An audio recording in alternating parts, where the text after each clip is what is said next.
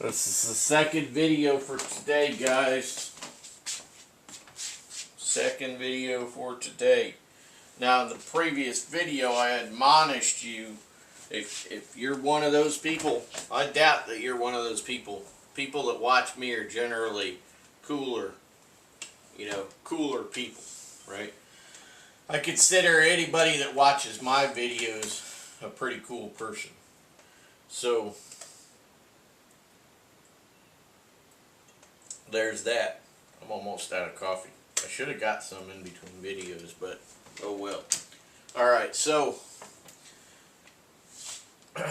last video I was admonishing people to remember what Jesus said at the end of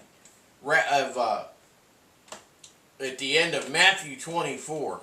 Sorry, I was talking about Revelation there last video. At the end of Matthew 24, he tells people, don't be talking bad about your fellow Christians, or I'll set your portion aside. Okay? So I'm just telling you, reminding you, anybody that happens to open up these videos, maybe you've never been to this channel before or whatnot, but you'd better remember that if you talking trash about other Christians, if you consider yourself a Christian, but you are not watching for a rapture time, that doesn't mean date setting. You're looking forward, hey, this could be it, could be it. That's the key words there, could be. If it's not, then, we just keep watching. Just keep ready. We just keep ready for Jesus. So whenever he decides, ready to go, right? See, that's something that you would learn as someone who is on call 24/7, 365. Okay, that you already have your bags packed. Your go bags are ready. Okay, they're already set in position. You get that call, all you got to do is go, right? And this is the way that I treat this situation with Jesus.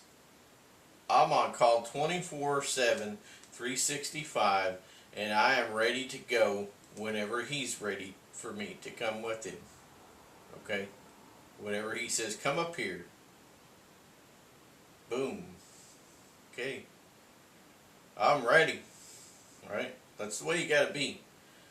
Doesn't matter what the date is either. Because we really have a window of between basically now and mid-2028ish right in then. Because, the whole signing on the dotted line, that's coming up quickly. Some things are happening. Some things are moving out there. Chess pieces are moving. The Lord said that these things would happen. Not being caught off guard. I know what's up.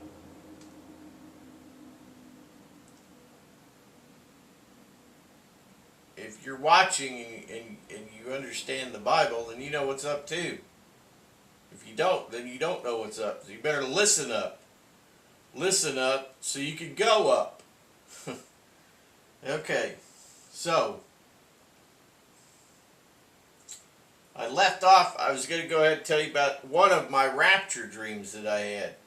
I don't think I've told this one to anybody before. Now, at least on this video. So, I don't normally talk about personal things like that. But, people need edification. So, I talked about the dream that I had about being within a solid rock structure. So, I was in this solid rock structure, right? This is not the dream. This is the other dream. I already talked about it on this channel. But I had been in this solid rock structure all of my personal belongings, it was like everything was in storage, right? Like in a storage room. But this was inside of a solid rock, basically an outcropping of a mountain. It was all rock. And I went out through the rock in my spirit. I just passed through the walls like there was no, you know, like I was just walking through an open doorway. I just went through the wall, and I was out there, and then I saw the desolation. Looked like a nuclear blast had gone off. But you know what? The takeaway from that whole dream is that I was safe because I was within the palm of Jesus' hand. Okay? Jesus is the rock. I was within a solid rock. I was safe from anything that could happen on the outside. And that stands to today. It stands true till today. And until I'm taken away. And this is the way that every Christian should be. They should feel like this. They should feel that nothing can touch them because you are His. You are His child, and nothing will touch you. You are in the palm of God's hand, and you are protected. And I am protected. Now, coming back to this other rapture dream, and this other one was a rapture dream. Okay. Now, in this one, you know, you go to the airport and you're about ready to board, and they say, oh, flight such and such is about ready to board. You know, people get up, they start getting their packs on or their bags, and, you know, they get their boarding pass ready. Well, and you normally have a lady who's there to take your boarding pass, and people are talking to her, and she's talking to them, whatnot. Well, in this case, I was getting ready to board with everybody else, but I knew this wasn't a regular plane flight. This was the boarding to go in the Rapture, the harpazo. This was us leaving. Okay, in this case, this is going to sound really strange to some of you. I had a very large military backpack on. Very large. It was not filled with ammunition. It was not filled with provisions and such and equipment. None of your kit was in there. It was not filled with anything but seeds. My backpack, my huge rucksack that I was carrying, was filled with seeds. Seeds. And the woman, I guess it was a woman, it was a blonde-haired person that was doing the boarding passes, was sitting down on some other packs there, and she was laughing and having a good time. It was like it was more of a party than a boarding scenario. And then I had this pack full of seeds. I mean, it was full of seeds. It probably had 300 pounds of seeds in it. I mean, that thing was full. It was probably 3 feet tall, and it was on my back. And afterwards, I was told that those seeds were the seeds that I had implanted in people about Jesus. That's what I was told later. I was told afterwards. I was told by the Holy Spirit. Because I was like, what is up with these seeds in this pack? Lord, let me, fill me in on what's going on with the seeds in the pack.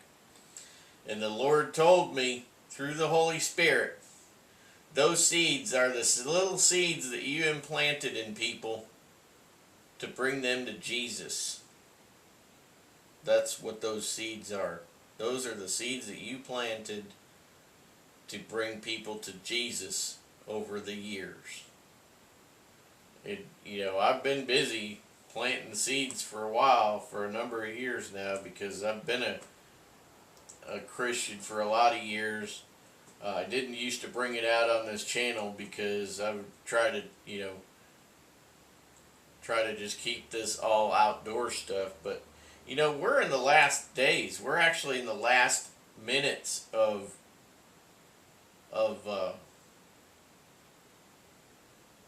the book, the Holy Bible. We're in the last minutes before things happen. And then, and we're in the last minutes of that. We're in the last hours of this planet, basically doing a complete changeover. Because Satan, will no longer rule this world in just a very, very short time. Second coming of Jesus, Jesus is coming in wrath. And he's coming back with all of us saints and with angels. And there will be a battle. The difference is that I will be immortal. And the bad guys that fight against us, they will not.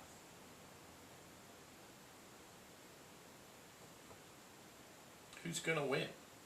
Yeah, I think we know that scenario. I was born for battle anyway. So even though my body is old now, it won't be then. It will not be then. I will have a new body. I'm upgrading. That's right. I'm leveling up about a gazillion levels.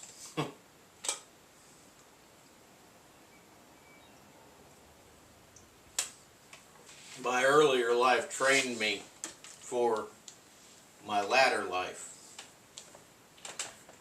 Made me hardcore, made me able to endure certain things way better than a lot of other people. The average person has no clue. So, mental strength is worth a lot more than physical strength. You can make your body do things that you don't think it could do, let me tell you. So anyway, even in this dilapidated state, I could do some stuff. But after we have gone with Jesus to the feast, okay, the marriage feast of the Lamb is what they call it. We're all going to hang out and party. We're going to have steak and roasted pheasant and duck and maybe some Chinese food. Who knows? You can have whatever you want there. You can have a piece of fudge for dessert, or you could have something else for dessert. I don't know that I even have a favorite dessert anymore. My mother used to put dessert on the table with every meal. See, that was back in the days when things were pretty good in the world. That was then. Things were pretty good days back then, where men and women, they knew their roles. They did their duties, They did their duties. Father is the protector, the leader of the pack. The mother, made sure the children were reared correctly. She took care of the kitchen duties. Men went out, they hunted, they brought home meat, to put on the table. There were some things my mother drew the line at, though. She didn't want to skin squirrels, for instance. She thought they looked like rats, so she didn't want to mess with squirrels. And so us menfolk dealt with squirrels and things like that, got them into, you know, cooking form, I guess you would call it. And she took it from there. Yeah. So anyway, I guess we've had a pretty good little talk here in these two videos. You know, I'm waiting to see what I'm watching, and I'm waiting to see what will happen today. There's a possibility that nothing will happen today. There's also a possibility that something will happen today. Now, I never just take the day off. You know, but this is a very special day. This is like a once in a lifetime day. Okay? And if the rapture does happen today on the Essenes Feast of Trumpets, which is 17 September today, if it does happen on this day, then my truck, I should say, will not be just out there somewhere without me in it. Okay? So the truck is here. People are safe from that thousands of pounds rhinoceros, you know, steel rhinoceros taking somebody else out. You know, don't want that to happen. Don't want anybody to get hurt, right?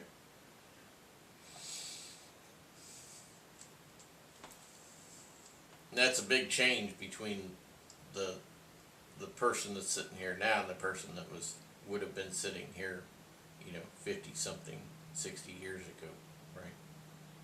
Yeah. Big difference. When I was young,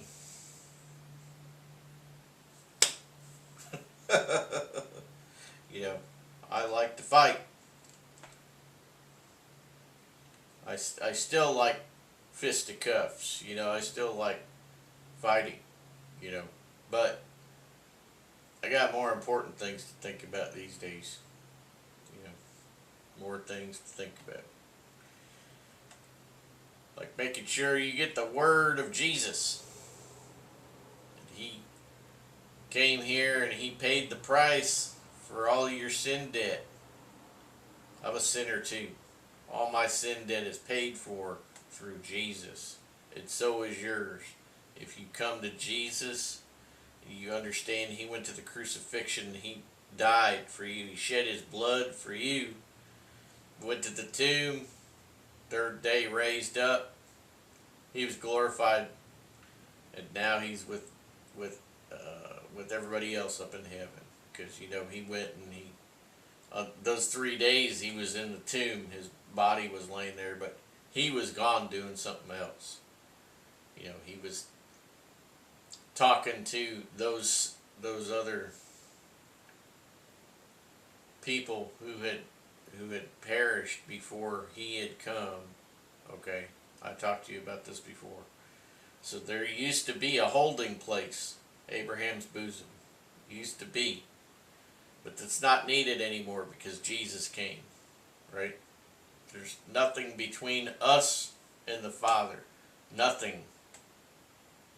Jesus gave up the Spirit at the crucifixion, and the tabernacle, the veil between the people and the Holy of Holies, ripped in half, because there's nothing between us and our Father any longer because of Jesus. Jesus and the Father are one. God came to earth in the flesh. He put on fleshly clothing so that he could be amongst us and talk to us and teach us the right way. Okay. All right. God bless you guys, and I will see you soon.